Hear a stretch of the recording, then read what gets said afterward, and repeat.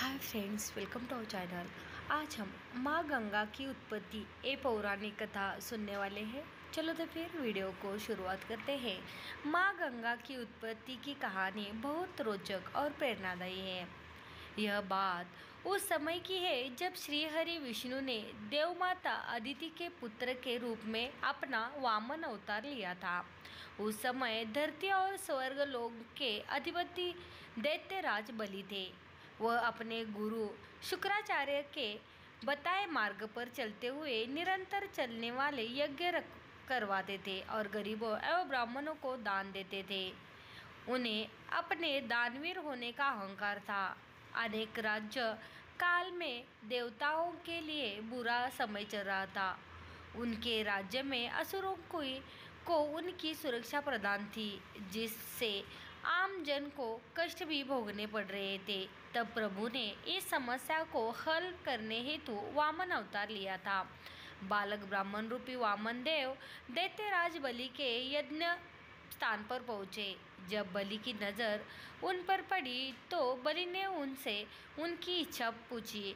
यह सुन वामन देव ने कहा, राजन, आपकी बहुत प्रशंसा सुनी है।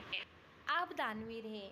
मुझे केवल उतनी भूमि चाहिए जितनी भूमि मेरे 3 पग में नप जाए। यह सुन सभी लोग वामन देव पर हंसने लगे। महाराज बलि भी अहंकार से आकर हंस पड़े। फिर हाथ जोड़कर वामन देव से और भी कुछ मांगने का आग्रह किया, परंतु वामन देव 3 पग भूमि पर अड़े रहे। ब्राह्मण बालक ने महाराज बलि से कहा, दान के लिए आश्वस्त कर ले, मैं पीछे नहीं तो हटूंगा। आखिर में दानवीर हूँ, ऐसा तो आपने भी कहा है। भगवान, मैं आपको आपकी नापी हुई 3 पग भूमि दान करने का संकल्प लेता हूँ। जैसे ही महाराज ने संकल्प किया, वैसे ही वामन देव ने विराट रूप धारण किया।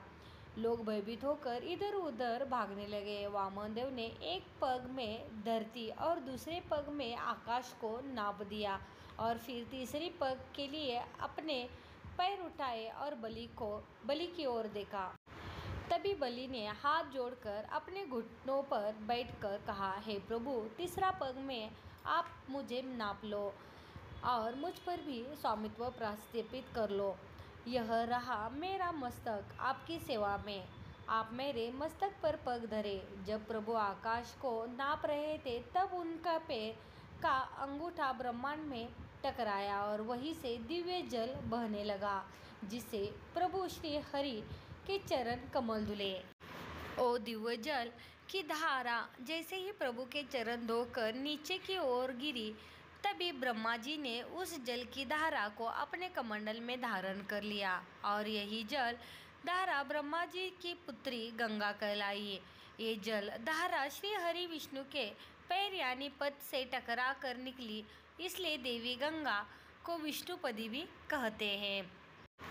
महाराज भगीरथ की तपस्या से प्रसन्न होकर देवी गंगा के पिता भगवान ब्रह्मा जी ने उन्हें धरती पे अवतारित होने की आज्ञा दी, किंतु देवी गंगा की जलधारा के वेग को सहने की क्षमता धरती में नहीं थी। इसलिए कैलाशपति प्रभु शिव ने उन्हें अपने जटाओं में धारण किया और इसलिए देवादिदेव महादेव को गंगाधर भी कहते हैं।